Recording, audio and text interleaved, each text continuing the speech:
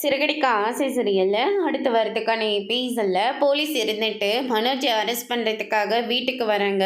இங்கே மனோஜ்ன்றது யார், அவங்க அப்பாவோட கையெழுத்தை போலியாக போட்டதுனால ஃபைனான்ஷியர் அவங்க மேலே கம்ப்ளைண்ட் கொடுத்துருக்காங்க.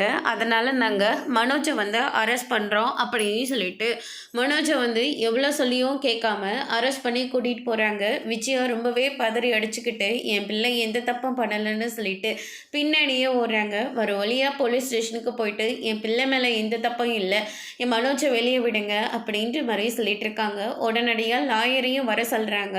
லாயர் இருந்துட்டு மனோஜ் மேலே எந்த தப்பும் இல்லைன்னு சொல்லி அவரை வெளியே கூட்டிகிட்டு வரட்டும், அந்த ஃபைனான்ஷியர்கிட்ட பேசி இந்த கேஸை அவரவே வாபஸ் வாங்க சொல்லுங்கள், அது மட்டும்தான் இதுக்கான ஒரு முடிவு அப்படின்ற மாதிரி சொல்லிடுறாங்க. மீனை இருந்துட்டு சிந்தாமணியை தேடிக்கிட்டு நேராக வீட்டுக்கு போகிறாங்க. சாயங்காலத்துக்குள்ளே அவர் மேலே கொடுத்த கம்ப்ளைண்ட்டை வாபஸ் வாங்கணும். இல்லைனா நீ இத்தனை பேருக்கு எவ்வளோ பாவங்கள்லாம் பண்ணியிருக்க, அத்தனை பேரும் சேர்ந்து ஒவ்வொரு கையெழுத்தை போட்டு கொடுத்து உன் மேலே கம்ப்ளைண்ட் கொடுத்தா உன்னோட கதி என்ன ஆகுன்னு யோசிச்சு பார்த்துக்கோ அப்படின்ற மாதிரி சொல்கிறாங்க.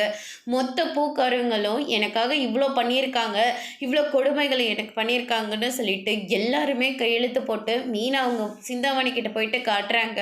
சிந்தாமணி அதை பார்த்த உடனே பயங்கரமாக ஷாக் ஆகுறாங்க. அதோடு இன்னைக்கான ப்ரோமோ முடிச்சிருக்காங்க. இனி சிறகடிக்க ஆசை சீரியல்ல அடுத்தடுத்து என்னெல்லாம் நடக்க போகுதுன்றதை வெயிட் பண்ணி பார்க்கலாம். தேங்க்யூ.